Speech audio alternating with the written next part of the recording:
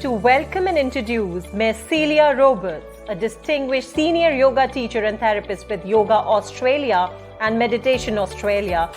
She brings an exceptional deep knowledge and dedication to the field of mind-body medicine with a biomedical science degree and over 2 decades of experience. Celia's commitment to delivering the highest quality education is unparalleled. Her approach is rooted in a continuous pursuit of cutting-edge research and innovative teaching methods, ensuring her students receive compassionate and transformative learning experience in yoga, meditation, and lifestyle medicine. Her passion for holistic health has not only enhanced the lives of countless yoga teachers trainees, but also helped to shape the future of the lifestyle medicine industry. Her personal and professional experiences have enabled her to witness firsthand the power of yoga and meditation in fostering health and well-being. She is deeply committed to create compassionate education that integrates mind and body, recognizing the importance of therapies that address the whole person. Through her journey of establishing international health communities, she has gained immense cultural understanding and a unique ability to build meaningful connections. Her visionary work continues to inspire and transform lives as she leads with compassion, knowledge, and a profound belief in the healing power of yoga and lifestyle medicines. So, ladies and gentlemen, please put your hands together to welcome Ms. Celia Roberts.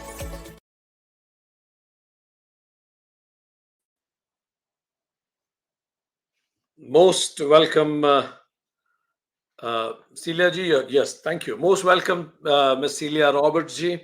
We are so happy to have you here to speak on the role of spirituality in addressing mental health challenges. All stage is yours. Thank you. Yes, so I thought I'd share a personal example. When I was 19 years old, my sister was unfortunate to die of mental health issues. And since that time, I, took that suffering and that loss and that grief, and I turned it around for myself, and with the attempt to aid others and heal their suffering as well. Perhaps the most interesting research that we have on young brains, not only limited to young brains, but also adult brains, but also done in the young teenage brain, is that if there is a lack of spirituality in the individual's life or the individual's consciousness, the brain will take on what we can see in MRI scans as depression. Yeah, so a lack of a build-up of the parietal and occipital lobes and the prefrontal cortex, as well as other small areas of the brain. They're a little bit more difficult to describe. So what we see through the practice of spirituality, we can actually build up this muscle in our brain, and it is actually better than taking a pill. Now, unfortunately, we know that antidepressants and particularly antidepressants in young children can be very dangerous to their mental health. My sister was given one of those psychiatric pills, which is now not able to be released by any psychiatrists or doctors in Australia and perhaps over the world, because unfortunately it caused her death. So I feel it's really important that we establish this spiritual connection for our youth. India is really good at it. Australia, we used to have Christianity and Catholicism as a big part of our growing up, which still really scaffolds our brain development. And more so we see mindfulness and yoga, Buddhism and yoga starting to infiltrate into the society, which is wonderful as the East unites with the West. But I'm referencing the work of Dr. Lisa Miller. So she talks about the awakened brain, and she particularly talks about the young brain that is unhinged in a way where there's perhaps no contact with the outside world, so the natural environment, and no contact with any sort of spiritual discipline or moral code or spiritual transcendence, being really quite dangerous for one's mental health. Yeah, so we see that depression increases if that's the case.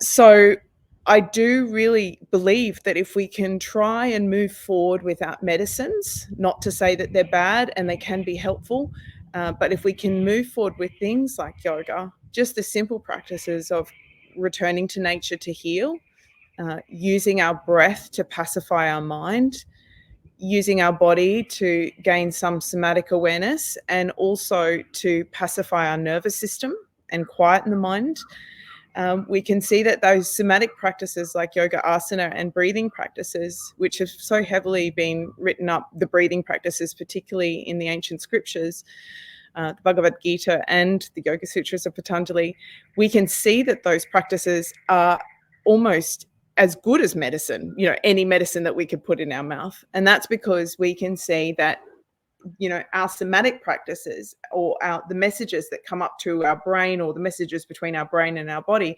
90% of those messages are coming from the body up. So it's what we call a bottom-up processing when we practice yoga asana or breathing techniques or pranayama. Very little of our messages tend to go down. So we can see 10%, come from our thought processes and affect our body. But essentially our body reads a situation first, and then those messages go up to the brain. So 90% upwards and 10% down. So we can use the body and breath as very simple tools, particularly for young developing children or teenagers, to help elevate that kind of spiritual connection or that present moment awareness. So it doesn't have to be psychology and psychiatry, even though those have a role to play. And I very, very, very much believe in self-inquiry, which is sort of likened to CBT, although the research is showing us that CBT isn't as effective as we once thought it was. This is cognitive behavioral therapy. So we can start to use practices that, engage compassion, or compassion in the body, where we're kind of soft and gentle, or maybe firm and strong, which is what we need for depression. So when we do, for example, a handstand, we see a big rise in endorphins. Or when we do down face dog and we press our hands into the earth, that weight bearing activity is really important for combating depression. So yeah, having yoga asana in schools, really important, very, very important. And having some sort of spiritual context to the young brain, incredibly robust research for building up the occipital, parietal lobes, the prefrontal cortex, and some smaller parts in the brain, like I mentioned. Now, when we practice breathing, for example, we're really working on vagal tone. So we can see that, if we do an inhale for a breath of 5 and an exhale for a breath of 5, so we've got an equal samana breath. Professor Paul Gilbert, who practices compassion focused therapy, he uses this before someone would even come into a clinical psychology setting, and they would do that breath work to increase the parasympathetic nervous system activity. Now that's yoga. We've been doing it for so long. It's altering the state of consciousness, the state of the nervous system, the state of the mind. Stephen Porges, for example, Peter Levine, they use a breath ratio of 40 on the inhale and 60 on the exhale, 4 to 6. So that's more of a pacification of the nervous system, not the equal samana breath, but more of a longer out breath. So a langara breath. Yeah. And so in that way, we tend to pacify the mind, quieten the nervous system, and use more in trauma rather than the equal breath. So those are some ways that we can stimulate the vagal tone response, and we all know them. And if we add mantra and hum, that extends the breath ratio more than just the breath alone. So often when I have perhaps a young person who might not be spiritually inclined, and Om might be difficult for them, like it is here in the West, but perhaps not so much in other countries, I might just get them to hum. So hum. And that, of course, is a mantra for the chakra system, just all on its own, and a very spiritual, energizing mantra for the heart. I'm quoting David Frawley here, a Vedic scholar of 50 years and a fabulous teacher of mine. So that hum meditation, all of its own, is a natural vasodilator. So we use that hum and we release nitric oxide in the paranasal sinuses. We see that it increases our immune response, which is so crucial in warding off depression. And Yeah, I just think something like that is so simple. When I have suffered from little bits of difficulty in my life, I might be driving and just bringing in that hum meditation, and I know that that's extending my breath ratio more than if I was just practicing pranayama. So Vedic chanting, all these things that we've been doing for so long are now proven to really work. I suppose the other wish that I would like to impart is that when we look at Dr. Lisa Miller's work, and I'll just see if I can share the screen easily, and if I can't, I'll reiterate her work. No, it's not coming up so easily, but she says in working with the awakened brain, being in a natural environment is really important.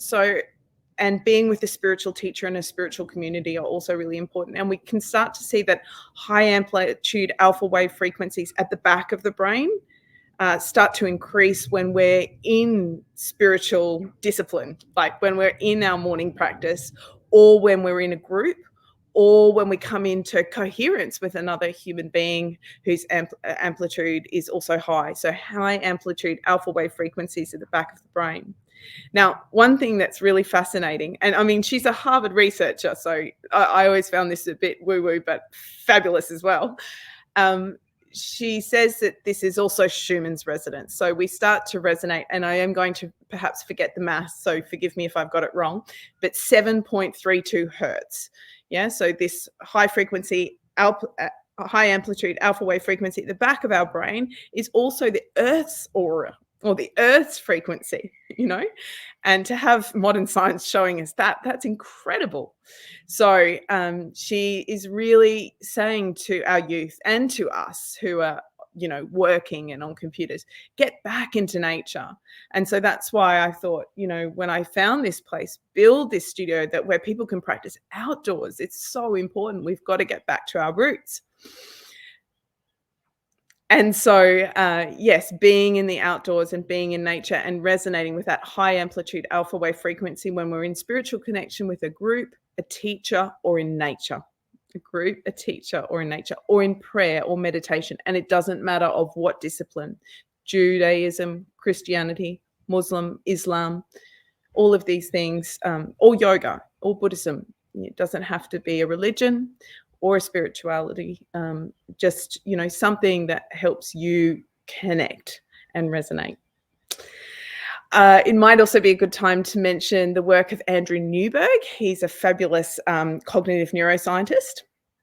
And what he does is show us what the brain's doing when we come to pray or when we come to breathe and focus on the breath. And so what we see is the blood flow moves from the occipital lobes to the prefrontal cortex. And that would be the same as if we were a Buddhist nun or a Christian nun. So the prayer or the breath or the repetition of mantra, or a yogi or a Buddhist monk, that all creates this focus. Yeah, we wouldn't say hyper focus, but just for the purpose of conversation, when we become very focused. And the blood flow then moves away from these parts of the brain to this part of the brain. And that means that the individual tends to lose a sense of time, space, and self. So that's where we get that ego dissolution after a period of time. Then, strangely, after a period of time, we see the blood flow tends to shunt back, and that's when that sense of ego dissolution starts to occur. So it goes from here to here, and then shunts back quickly, and then the ego dissolution occurs. So we use these practices to let go of our problems, our sense of identity that might cause us harm, our sense of suffering.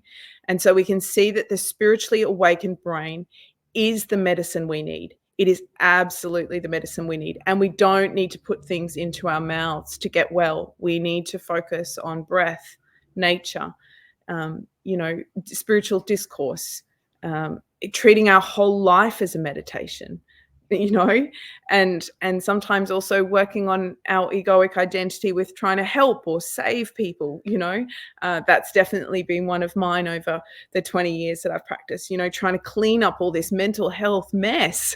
And we're really suffering now as a society. But like it was so beautifully said before, it's really important, Dr. Toma mentioned it, that, the war is in here. The mental health issues are in here. They're an escalation of our consciousness, perhaps.